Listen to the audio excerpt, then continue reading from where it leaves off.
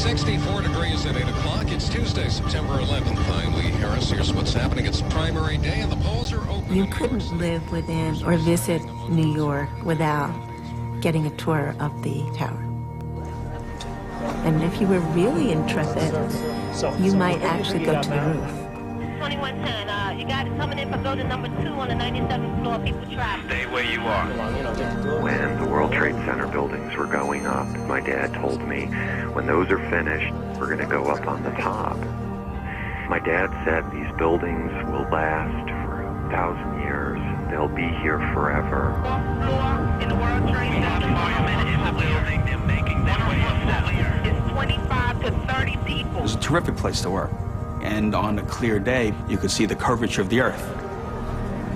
I said, no, it's not possible. It's not possible that my life is going to end this way. Can we break a window? Whatever you have to do to get the air. Break a window, somebody! It was really, every fiber in your body is screaming. It was like, you gotta get out of here. You gotta get out of here. Okay, let's give you a hand here. Come on, guys. We got ourselves a VIP to get down. They're all notified. Fire department, ambulance, survey, and plane police. They're all notified. Department and ambulance. Sure will be, sir. No. Thanks, you saved my life. What the hell are you doing? You trying to kill us all? Tell the boys. Tell the boys I love them.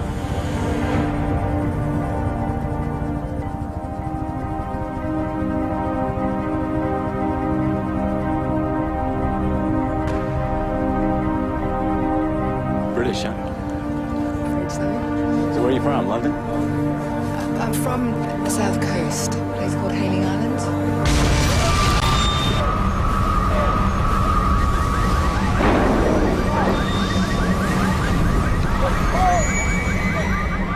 In less than 2 hours from this moment, both towers of the World Trade Center will be in ruins. A further 3 aircraft will have been hijacked and crashed, and thousands of lives changed forever.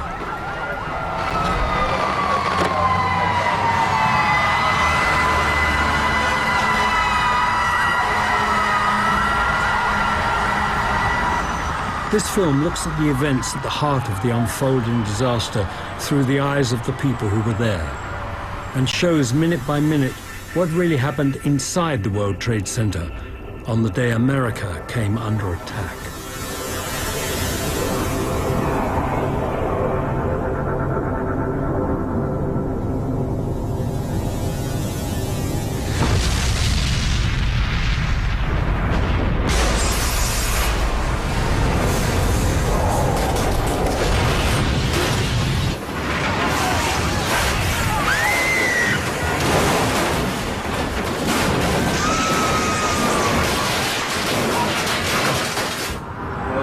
I heard the bang.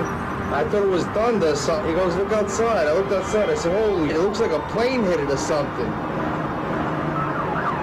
Billions of TV viewers around the world have grandstand views of the unfolding events. But people inside the towers know almost nothing. No, it's an explosion. The man who knows the Twin Towers inside out is construction manager Frank DeMartini. What? He has overseen the rebuilding work following a bomb attack in 1993. What, above us? I don't know. I just don't know. Whatever it was. Shouldn't we be getting out of here? Frank? Hey, do you know what happened? No idea. I'd say the building moved 10, maybe 12 feet. More like 20. What's it like out there? A lot of debris. People pretty shot. Can they clear it? Yeah.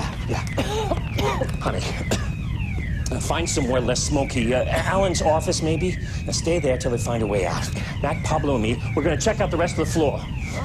Frank's wife, Nicole, also works at the World Trade Center as a structural inspector for an engineering firm. Electric 1 to 12. You think the building's all right? If the slip joint's held, yeah. Mac, Yeah, get your gear. right here. Mac? Yeah. Try to persuade him to come down. Please. Okay.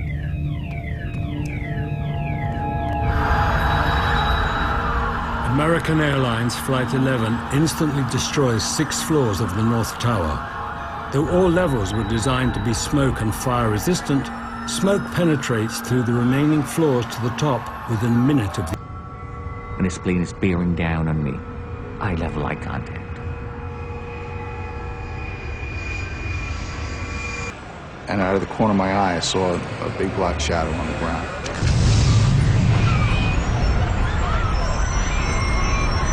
And a man came running in from the outside and said, a plane just crashed. A plane just crashed into the World Trade Center.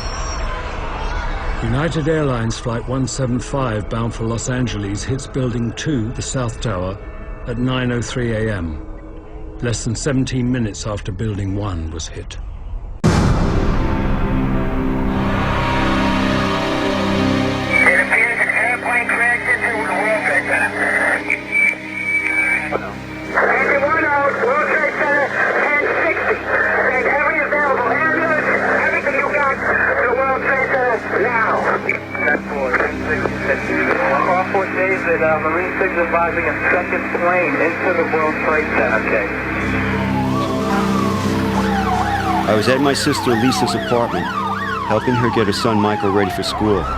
But Paul was already heading down the east side of New York toward the blazing towers.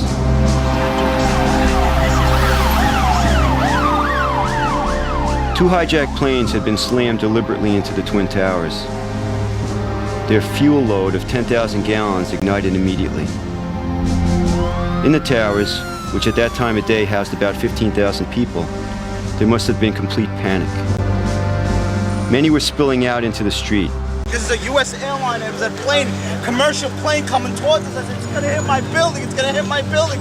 All of a sudden it made a left-hand turn and a right, and it hit, all of a sudden the whole downtown area just shook. It just literally, I thought it was an earthquake at 1.2, and then you could literally see the whole thing just explode. It was horrible.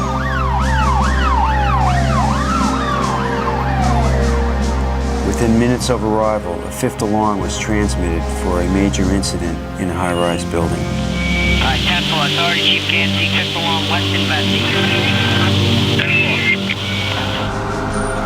50 units were arriving on the streets below.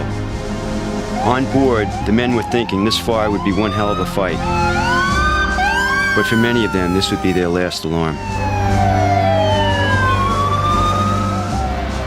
Our communications room was being deluged with calls from desperate people trapped high in the towers. We're getting reports on the 104th floor, back room, 25 to 30 people trapped.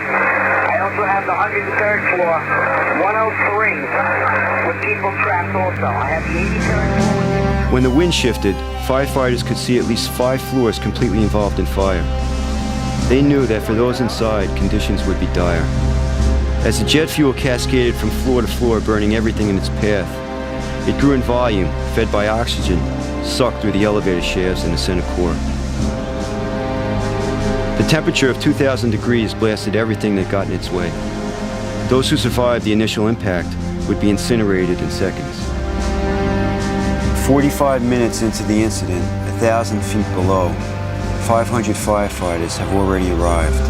Surrounding them are the remains of passengers from Flight 175. Over 100 firefighters had already been given orders and entered the 2 buildings. On West Street, Assistant Commissioner Steve Gregory had arrived, directly below the South Tower, with Safety Battalion Chief Arthur Lakiotis. They were setting up a command post.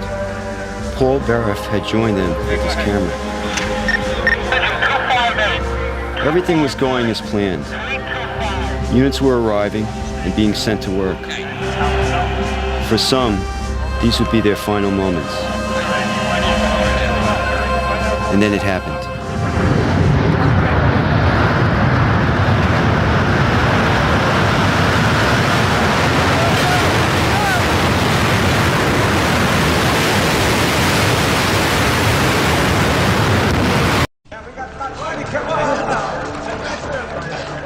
I went out from the side of the building, and I kept walking on West Side Highway. And I heard some people screaming. I looked back. That's when I saw at the very close distance, I saw the building collapse.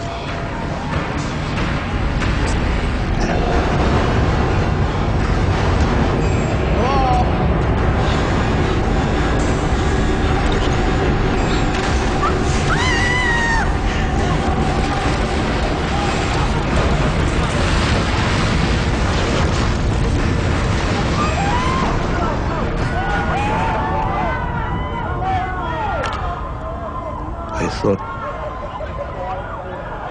probably we lost Harry at that moment.